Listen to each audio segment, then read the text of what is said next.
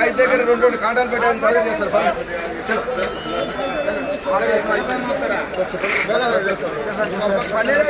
5 గంటలకు టెండర్ వచ్చే వరకు ఏం చేస్తారు రైతులు మాకు పాలు పిండాలి, బదులు ఉన్నాయి, మాకు కొందరితో కంటారు. ఇంకొక రైతు ఏమంటాడు, నేను ముందు వచ్చినావా, నువ్వు లేకున్నావు, అందరు మా మీద పడతారు. ఇప్పుడు మేము ఏం చేయలేదు. అయితే అప్పుడు ఏం చేస్తాం, సెట్ ఒకటే కాంట పెట్టిన ఇంకో కాంట ఇప్పి అంటే మళ్ళీ వీళ్ళు వేరే వాళ్ళు ఒక కాంట వేస్తారు.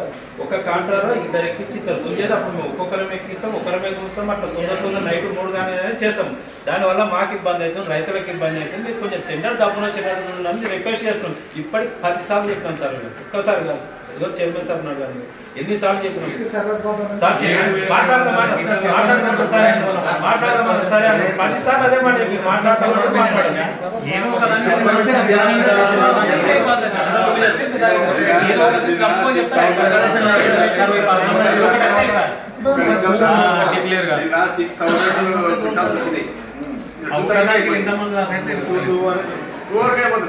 మన ఆలోచన వాళ్ళకు కూడా ఉన్నది. మీరు లేట్ అయిపోతే వాళ్ళకు కూడా లేటే కదా.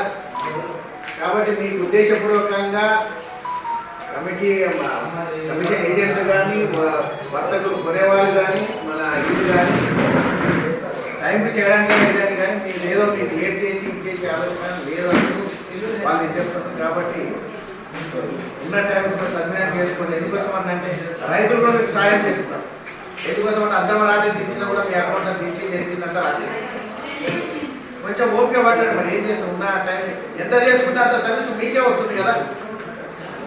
మీకు మాలాకేమైనా జీవితం వచ్చినా ఎగరకుండా దాన్ని అర్థం కాదు కదా.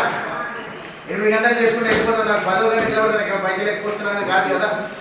మీరు చేసుకున్నంత ఈరోజు ఈ మార్కెట్ మీకు క్వింటాల్ ఎక్కువ వచ్చిందంటే 10 మంది అమాలేసుకు కొంచెం రేట్ ఇంక్రీజ్ అయినట్టే కదా. మార్కెట్ తక్కువ వస్తే మీకే 4 పైసలు తక్కువ వచ్చినట్టు కదా. కాబట్టి లేకపోతే ఇది కాకుండా ఉన్న టైం సద్వినియోగం చేసుకుంటారు. వాళ్ళు అందరూ కూడా మాల్ తెప్పించడానికి కమిషన్ ఏజెంట్. ఎందుకోసం అంటే వాళ్ళు ఆల్రెడీ ముందే బుక్క కొట్టింటారు.